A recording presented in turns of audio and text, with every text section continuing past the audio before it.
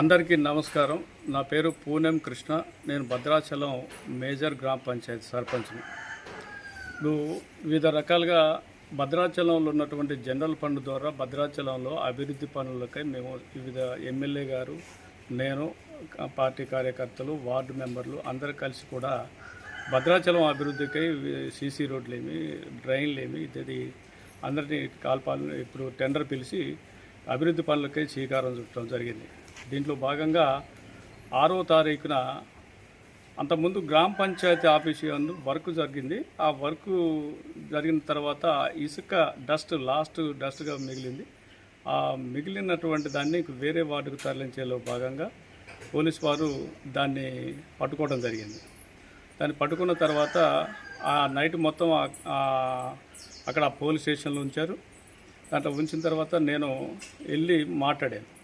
Sir, మరి ఇది అభివృద్ధి పనులకై ఇది చేపడుతున్నటువంటి కార్యక్రమం, ఈ ఇసుక అనేది ఆపడం అనేది కరెక్ట్ కాదు, దయచేసి వదిలిపెట్టండి అని చెప్పేసి నేను రిక్వెస్ట్ చేశాను.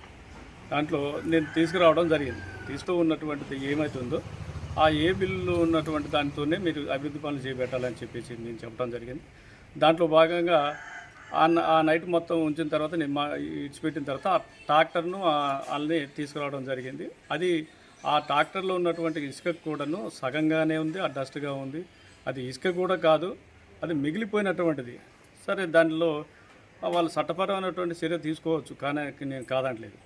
కానీ దానికి ఇమ్మీడియట్లీ మా అభివృద్ధి పనులకు ఆటంకం కలుగుతుందనే ఉద్దేశంతోనే మేము రిక్వెస్ట్ చేస్తే దాన్ని మమ్మను సాయంత్రం 5 గంటలకు తీసుకురావాలని చెప్పేసి సిఐ గారు చెప్పడం జరిగింది.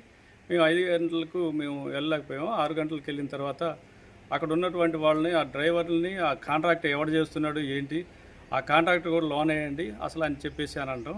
అట్లాగే మాకు ఈ రత్నం రమాకాంత్ అని ఎమ్మెల్యే గారి క్యాంప్ ఆఫీసు నుంచి ఆయన్ని పంపించడం జరిగింది. పంపించిన తర్వాత నైటు 10:30, 11 గంటల టైంలో మళ్ళీ సిఐ గారు నాకు ఫోన్ చేసడం జరిగింది.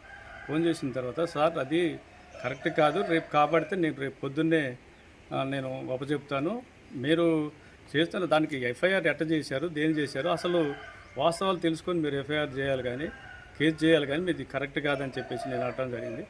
దాని మీద నాపై ఇక సిఏ గారు అంటే ఇప్పటితోనే అయిపోయిందా, ఇంకా రారా, మీ సంగతి ఏంటని చెప్పేసి నన్ను అనడం జరిగింది. దాన్ని నేను చాలా బాధపడ్డాను. దీంట్లో భాగంగా తెల్లారి పార్టీలు కూడా ఆ డ్రైవర్ని సెల్లో వేశారు. అది సెల్ వేసినటువంటి ఆయన చాలా ఇదిగా ఉండటం వల్ల మేము చాలా ఇబ్బంది పడ్డాం.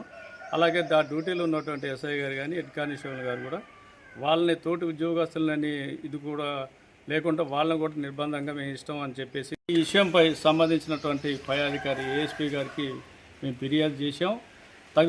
ఇప్పుడు మాపై ఒక ప్రజాప్రతినిధి అని చూడకుండా మాపై ఒక గౌరవం లేకుండా అపమర్యాదగా మాట్లాడటం అనేది అది కరెక్ట్ కాదు.